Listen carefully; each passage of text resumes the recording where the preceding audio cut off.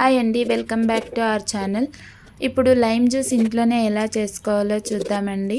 ఒక 3 లైమ్స్ని తీసుకొని దానిని కట్ చేసుకొని జ్యూసర్ మిషన్ తీసుకొని జ్యూస్ తీసుకుందామండి.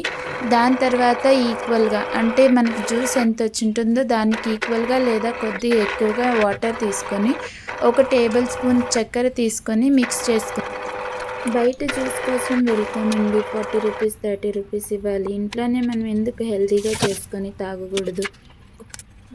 చక్కెర కరిగే వరకు కలుపుకుందామండి. దాని తర్వాత నేను ఇక్కడ చియా సీడ్స్ యాడ్ చేసుకుంటాను. చియా సీడ్స్ మనకొచ్చి జీర్ణానికి మంచిదండి, అలాగే బాడీ హీట్ని కూడా తగ్గిస్తుంది. వేసుకున్న తర్వాత ఇంకోసారి కలుపుకోండి. అంతేనండి, జ్యూస్ రెడీ అయిపోయింది. ఇంకా ఎక్స్ట్రా ఏం చేస్తామో అది గార్నిష్కి అంతేనండి, చూడ్డానికి నీట్గా కనబడని అని. దానికి నేను పుదీనా ఆకులు, లైమ్ పీస్ యూస్ చేసుకున్నానండి. వీడియో నచ్చితే ప్లీజ్ సబ్స్క్రైబ్ చేసుకోండి.